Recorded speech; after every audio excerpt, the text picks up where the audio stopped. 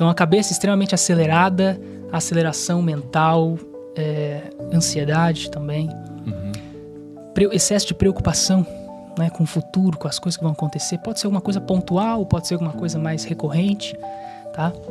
Mas a enxaqueca normalmente ela vai estar relacionada com o excesso de atividade mental. Então o seu corpo entra em pane. O que a gente precisa entender aqui é que a ansiedade ela exige da gente uma organização mental que provavelmente não acontece. Então, claro que existem casos e mais casos de ansiedade, uns mais tranquilos de serem lidados, outros bem mais complicados e complexos, que exigem medicação, tá? Que fique claro, exigem medicação, né? Mas, de novo, não adianta eu jogar boia se a pessoa não andar. Então, a medicação salva a pessoa do afogamento.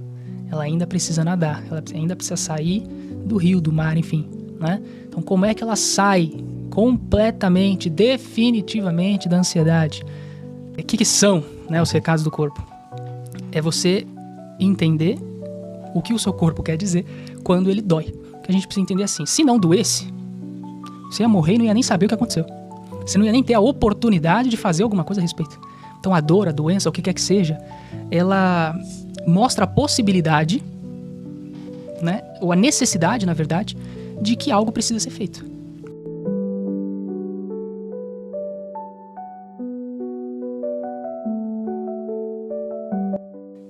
O que são, né, os recados do corpo? É você entender o que o seu corpo quer dizer quando ele dói. Que a gente precisa entender assim, se não doesse, você ia morrer e não ia nem saber o que aconteceu. Você não ia nem ter a oportunidade de fazer alguma coisa a respeito. Então a dor, a doença, o que quer que seja, ela mostra a possibilidade, né, ou a necessidade, na verdade, de que algo precisa ser feito.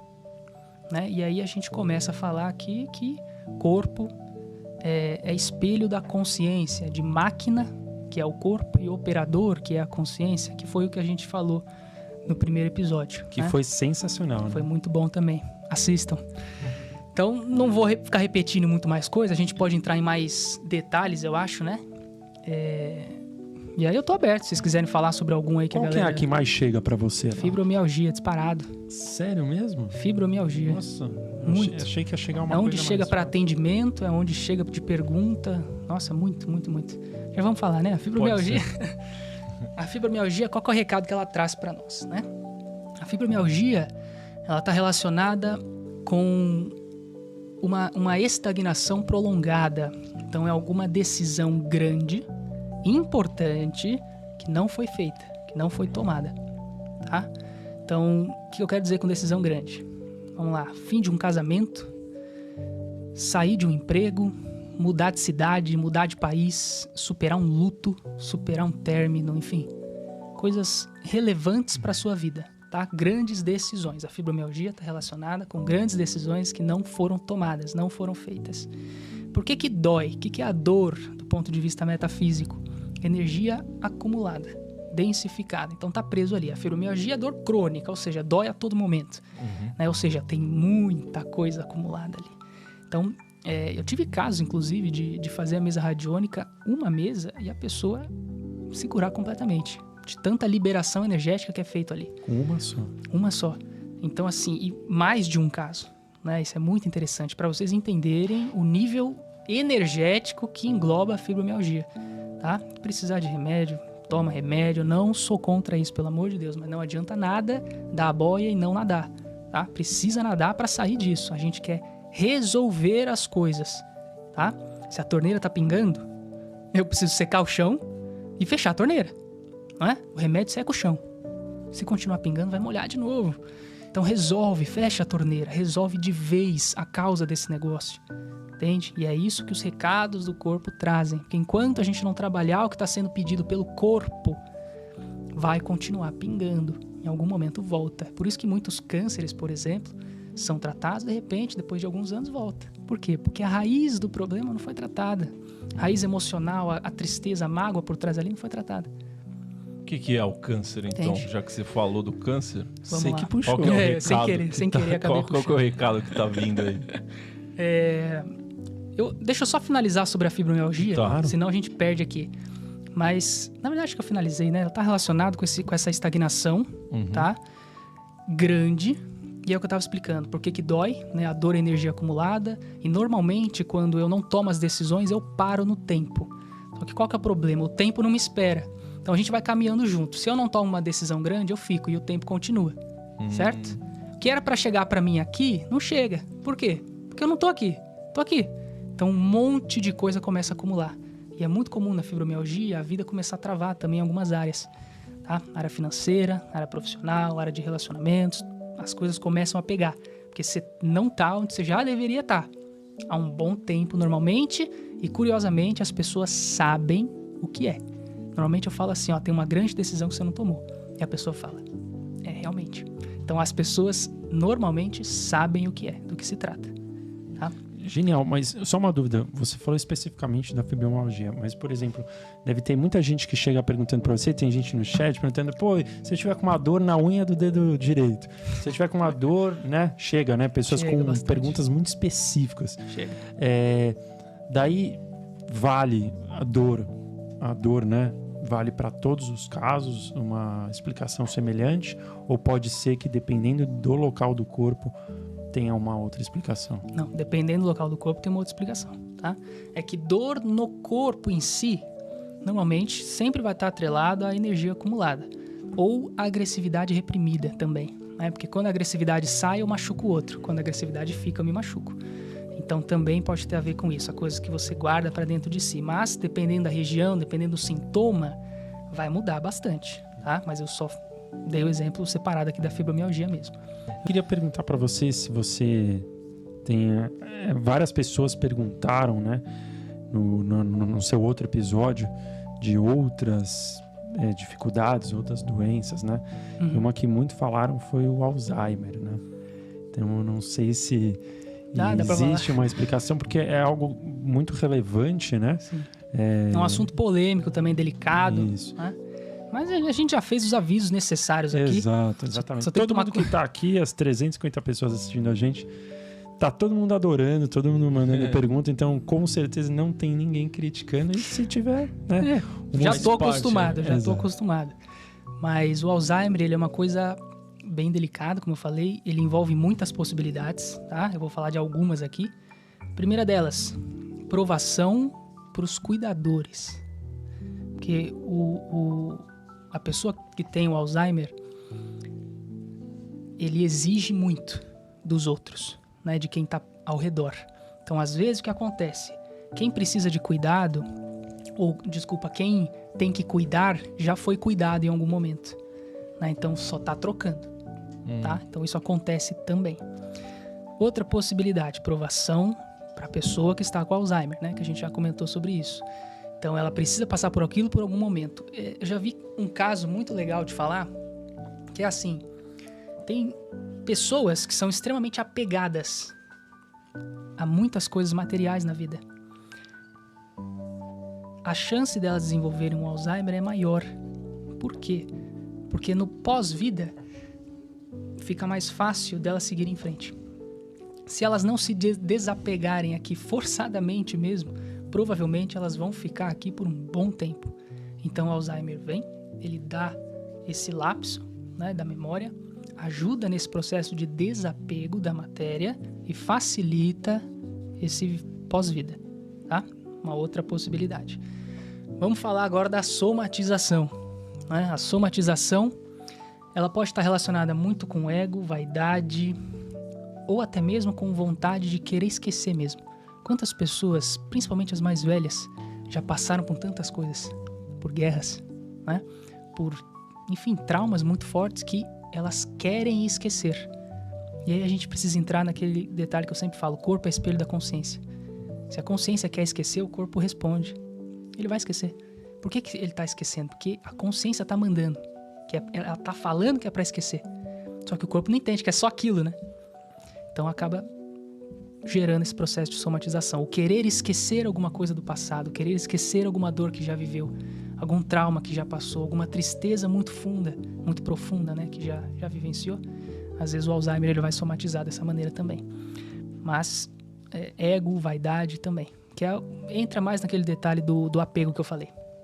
Então, esse ponto do cuidar o primeiro ponto que você falou, achei muito incrível. Realmente, a gente... Eu penso, o Alzheimer é uma doença que dá principalmente pessoas mais velhas, né? Uhum. E exige que os filhos invertam o papel que os pais tiveram sobre eles, né? Então, os filhos que normalmente vão ter que se dedicar ali para cuidar. Muitas vezes, né, com a correria do dia a dia, acabam entrando profissionais, né? Exatamente, mas eu digo não só nesta vida, não só os filhos trocarem papel com o pai, mas digo em relação a vidas passadas também. Por exemplo, a pessoa que precisa de cuidados já foi a pessoa que cuidou de você, entende? Às vezes tem questões de inimizade de vidas passadas, já peguei muitos casos assim também na mesa. Pessoas que são inimigas em vidas, vêm na mesma família, essa fica com Alzheimer e essa é obrigada a cuidar dela, para justamente tentar ajeitar essa inimizade que existe ali entre eles, essa incompatibilidade, entende? Então, outra possibilidade que também seria essa. Enfim, é o que eu falo. São muitas várias possibilidades. Espiritualmente falando, os mecanismos de encaixe para essa doença, elas são muitas. Tá? São basicamente infinitas. A gente falou de Alzheimer, né? Que tá a ver com a cabeça. A enxaqueca, que é uma coisa que acompanha muito, né, as pessoas. Enxaqueca é muito comum também, mas é muito simples, na verdade, o recado. O que a enxaqueca pede de você? Parar de pensar, será? O que você precisa fazer quando você tá com enxaqueca? Ficar num lugar escuro. Sozinho, fechado, deitar, não é? Desligar a cabeça. Uhum. Tá aí o recado. É simples assim. Então, a cabeça extremamente acelerada, aceleração mental, ansiedade também. Uhum. Excesso de preocupação, né, com o futuro, com as coisas que vão acontecer. Pode ser alguma coisa pontual, pode ser alguma coisa mais recorrente, tá? Mas a enxaqueca, normalmente, ela vai estar relacionada com o excesso de atividade mental. Então, o seu corpo entra em pane e ele pede socorro, literalmente. Ele fala, pelo amor de Deus, vai para um lugar escuro, isolado, sem luz, sem barulho e fecha o olho. Sem estímulos. E desliga, entende? Porque acabou, não aguento mais. Então, a enxaqueca vai trazer esse recado pra gente. Ela pode estar relacionada com ansiedade, então? Pode, não sempre. Uhum. Tá? Não sempre, mas a ansiedade, ela pode sim acabar acarretando em enxaquecas mais frequentes, tá? Só isso que eu queria conectar. Sobre a ansiedade, já quer falar? Vamos, bora. A ansiedade é o que o pessoal já fala, né? Excesso de futuro. Qual que é o problema, né? O futuro não existe. Então é que começa a dar problema. E o que a gente precisa entender aqui é que a ansiedade, ela exige da gente uma organização mental que provavelmente não acontece. Então, claro que existem casos e mais casos de ansiedade, uns mais tranquilos de serem lidados, outros bem mais complicados e complexos, que exigem medicação, tá? Que fique claro, exigem medicação, né? Mas, de novo, não adianta jogar boia se a pessoa não andar. Então, a medicação salva a pessoa do afogamento. Ela ainda precisa nadar, ela ainda precisa sair do rio, do mar, enfim, né? Então, como é que ela sai completamente, definitivamente da ansiedade? Criando um dos hábitos mais saudáveis que a gente pode criar, que é pensar nos próprios pensamentos, questionar os próprios pensamentos. Porque, vamos lá, os nossos pensamentos, eles são muito facilmente manipulados, tanto pela sociedade, quanto pelas pessoas, quanto pela espiritualidade negativa, inclusive. É muito fácil colocar uma coisinha na sua cabeça. Então, se a gente não está em constante vigília, tá aí a importância, né? Orai e vigiai. Né? Não é vigiar o vizinho, é vigiar o que acontece dentro de você. Né? Então, tá aí a importância disso. Se eu não questiono meus pensamentos, eu fico à mercê deles. Eles te controlam. Eles te controlam. E é o que a gente comentou já no primeiro episódio. Você não é seus pensamentos. Uhum. Então, enquanto você não questionar seus pensamentos, enquanto você não organizar os seus pensamentos, no sentido de isso está dentro do meu controle, é um momento propício para isso, né, ideal para isso, que está me preocupando. Eu posso fazer algo nesse exato momento? Se a resposta for não, meu amigo, é não. Então cancela, dá um comando mental, cancela o pensamento mesmo, é um comando mental, cara, não, isso aqui não faz sentido eu pensar, isso aqui não faz sentido eu ficar me preocupando agora, eu gastar energia com isso, porque não está dentro do meu controle, não é momento para isso e eu não posso fazer nada. Então não tem porquê eu gastar a minha energia com isso? O que eu preciso gastar energia? Com o que eu tenho controle, com o que é o momento propício e com o que depende de mim, né? Com o que pode ser feito agora, entende? Então é aqui que eu vou trabalhar, sair da preocupação e vir para a ocupação sempre. Sempre tá fazendo esse questionamento. Então identificou um pensamento de ansiedade? Questiona. Essa preocupação minha pode virar ocupação? Se a resposta for não, você corta. Se a resposta for sim, você se ocupa. Que aí a ansiedade vai ser automaticamente, a energia da ansiedade vai ser automaticamente direcionada para a sua ação, né? E aí ela vai sendo controlada. Claro que isso não é fácil de ser feito, não é da noite para o dia que isso acontece. Mas é simples.